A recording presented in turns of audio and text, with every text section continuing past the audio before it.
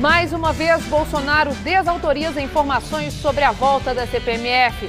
Na campanha, o tema já tinha sido citado pelo futuro ministro da Economia, Paulo Guedes. Justiça apreende passaporte de Ronaldinho Gaúcho por causa de um processo ambiental. Ele e o irmão não pagaram multa de R$8 milhões por obra ilegal no Rio Guaíba.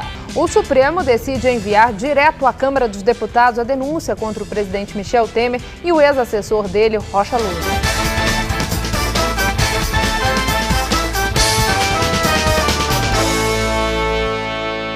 No fechamento do Grupo H, Colômbia e Japão passam para as oitavas de final e o curioso foi a classificação japonesa, que foi graças ao fair play. Boa noite, Celso. Boa noite, Stella. Pois é, a disciplina e o bom comportamento japoneses renderam frutos hoje, né? E frutos dos bons, diga-se de passagem. E olha, Celso, ali na briga pelo primeiro lugar do Grupo G, a Bélgica levou a melhor sobre a Inglaterra. Isso mesmo, e como já estavam classificados, os dois times começaram o jogo com os reservas em campo.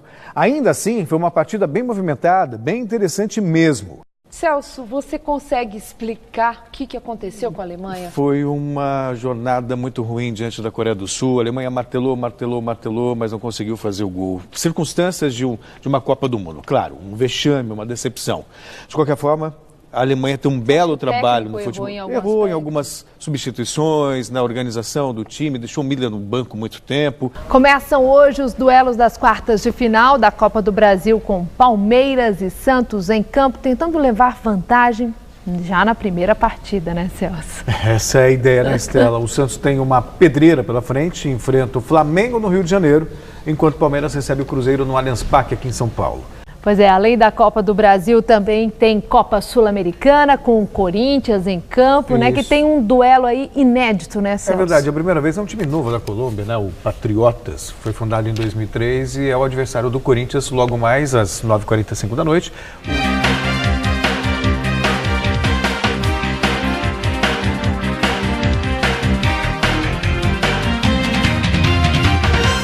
Boa tarde, a partir de agora você acompanha as informações e os números da votação e da apuração do segundo turno da eleição, que ocorre em 13 estados brasileiros e no Distrito Federal. Este foi o período eleitoral mais acirrado e conturbado da história das eleições. Milhões de eleitores esperam ansiosos pelos resultados das urnas.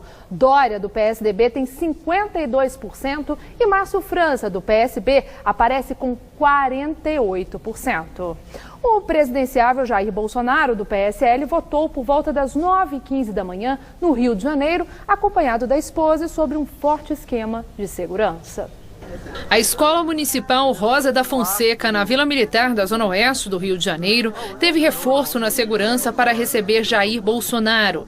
O presidente Michel Temer vai acompanhar a apuração dos votos em Brasília. Mais cedo ele votou em São Paulo. O presidente da República, Michel Temer, votou no Colégio Santa Cruz, Zona Oeste de São Paulo. Com o título de eleitor na mão, Temer pegou uma pequena fila e aguardou para votar. Márcio França, candidato do PSB ao governo de São Paulo, votou em uma escola no Itaim Bibi, acompanhado da mulher, e disse que a expectativa é positiva depois do resultado da última pesquisa de intenção de voto.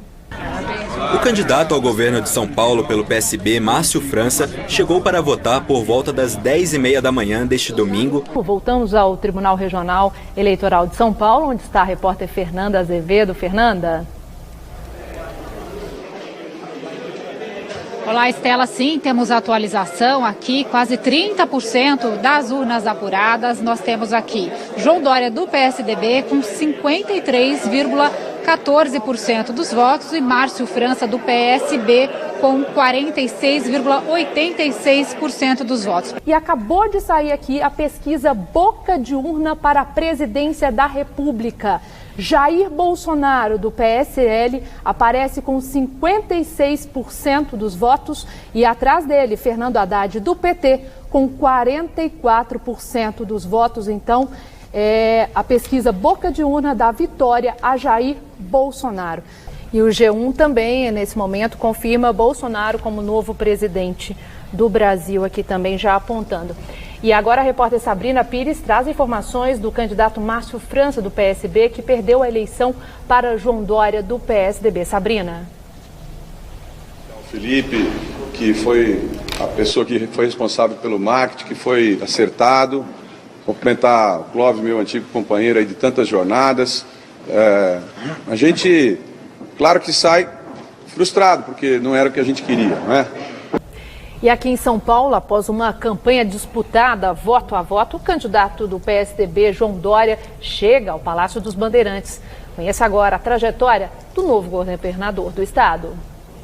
João Dória Júnior nasceu na cidade de São Paulo em 1957. É casado e tem 3 filhos. É formado em jornalismo e publicidade. Imagens da praia de Copacabana e a comemoração aí, milhares de pessoas se reunindo ali na praia de Copacabana. Aqui na Avenida Paulista a gente viu um número menor de comemoração, mas ali no Rio de Janeiro já um número bastante. É grande, né? Um número grande de pessoas concentradas ali, fogos de artifício também na praia de Copacabana, aonde os manifestantes, né, a favor de Bolsonaro também sempre se concentraram em manifestações a favor do agora presidente, ali como sempre, né, alguns símbolos que eles carregavam durante essas manifestações a favor de Jair Bolsonaro, que agora é o novo presidente da República. E o presidente eleito, Jair Bolsonaro, do PSL, fala novamente na sua casa, no Rio de Janeiro. Vamos escutar. Da esquerda jamais seriam arrancados sem a mão de Deus. Chegamos, começamos orando e mais que justo que agora oremos para agradecer a Deus. E agora fala o candidato derrotado à presidência pelo PT, Fernando Haddad. Vamos escutar. Agradecer meus antepassados. Eu aprendi com os meus antepassados o valor da coragem para defender a justiça a qualquer preço. Aqui na Avenida Paulista, a comemoração é grande, o número de pessoas aumenta a cada momento, como vocês podem ver, as pessoas comemorando a vitória de Jair Bolsonaro aqui na Avenida. Durante todo o dia, eleitores de Jair Bolsonaro, já certos da vitória do candidato, ficaram em frente ao condomínio de casas onde ele mora, já em clima de festa. Desde que foi anunciado como presidente, milhares de pessoas se concentraram no entorno da Tijuca para comemorar e cantaram, inclusive, o hino nacional. Também moradores de bairros mais distantes não param de chegar ao local, onde há inclusive um trio elétrico. Música, gritos de vitória, fogos de artifício. Esse é o clima na orla da Barra da Tijuca, na zona oeste do Rio de Janeiro. Pouco depois das 4 horas da tarde, o trânsito foi fechado na Avenida Luiz Costa. Grades de ferro foram colocadas na frente do condomínio e o efetivo da Polícia Militar foi reforçado. Também estão no local seguranças particulares e agentes da Polícia Federal. A via está tomada por apoiadores de Bolsonaro que se reúnem no local desde antes do almoço. Os eleitores do novo presidente tomam pelo menos 2 pistas da avenida, que fica em frente ao condomínio, com tambores, como vocês veem, fogos de artifício, sinalizadores, cantam, gritam em apoio a Bolsonaro e com críticas ao PT e ao ex-presidente Lula.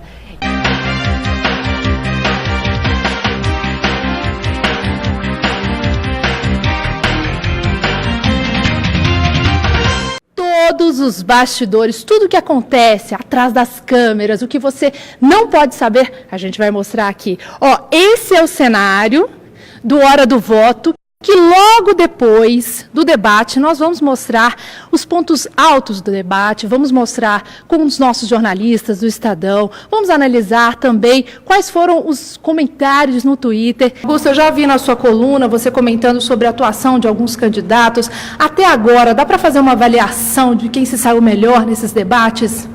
Eu acho que nenhum deles conseguiu sintonizar o discurso. Agora, em relação ao atentado ao Jair Bolsonaro, como que deve afetar esse debate hoje? Na verdade, os candidatos devem focar mais em propostas e não em ataques? Eu acho que vai baixar um pouco a temperatura, né, da campanha. Debate que é muito importante em termos de comentários. Olha que interessante, ali no momento que o Álvaro Dias apareceu no debate, ele teve 120 mil comentários. Olha só, aqui a gente tem a bancada do Ciro Gomes, nós temos a bancada do Álvaro Dias, do Jair Bolsonaro, porque na realidade não virá. Rodolfo, que faz par comigo, né, no Jornal da Gazeta. Às 7 da noite. Às 7 da noite, todos os dias. Eu mostrei para vocês o cenário. Depois desse atentado ao Jair Bolsonaro, você acredita que vai ter algum reflexo nos candidatos de ser um debate mais morno nessa noite?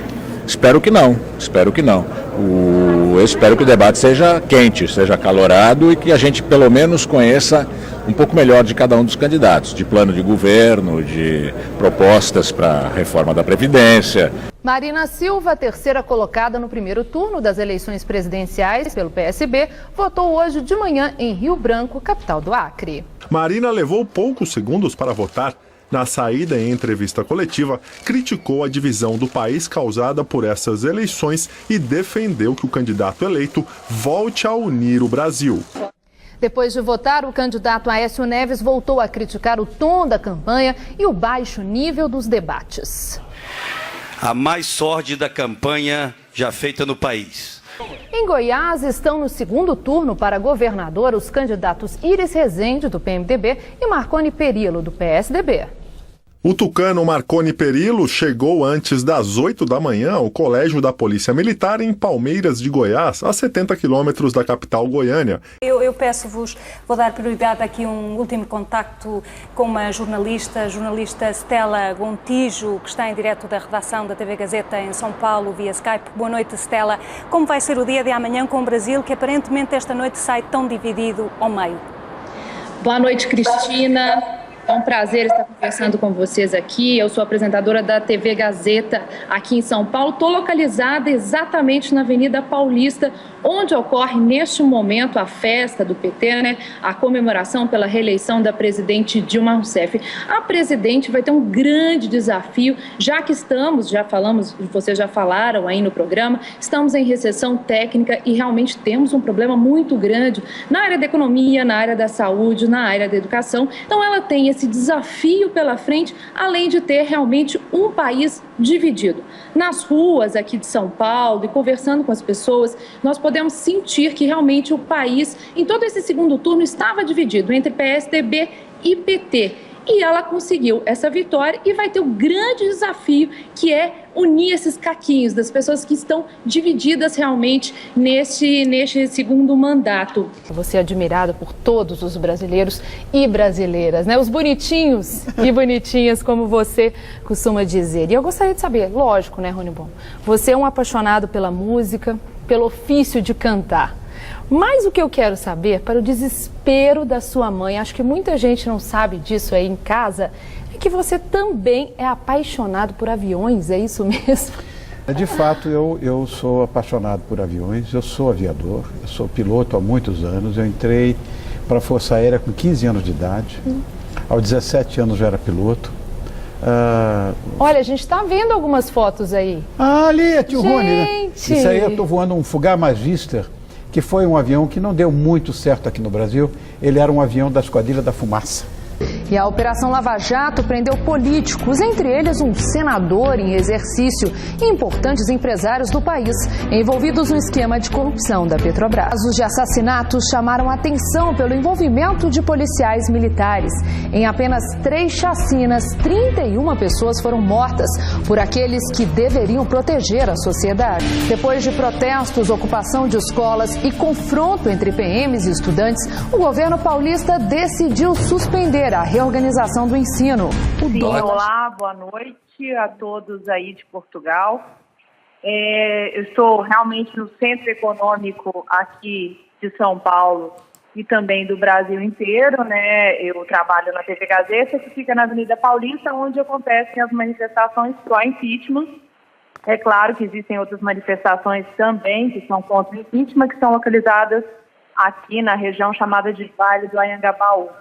Dilma Rousseff foi reeleita presidente do Brasil após uma campanha marcada por ataques, reviravoltas nas pesquisas e a trágica morte de um dos candidatos à presidência da República. Uma rotina de incêndios e uma onda de invasões, greves históricas nas principais universidades. O Papa Francisco chega ao Brasil. Um avião que trouxe o pontífice pousou na base aérea do Galeão às 3h45 da tarde. Ele foi recebido pela presidente Dilma Rousseff e outras autoridades.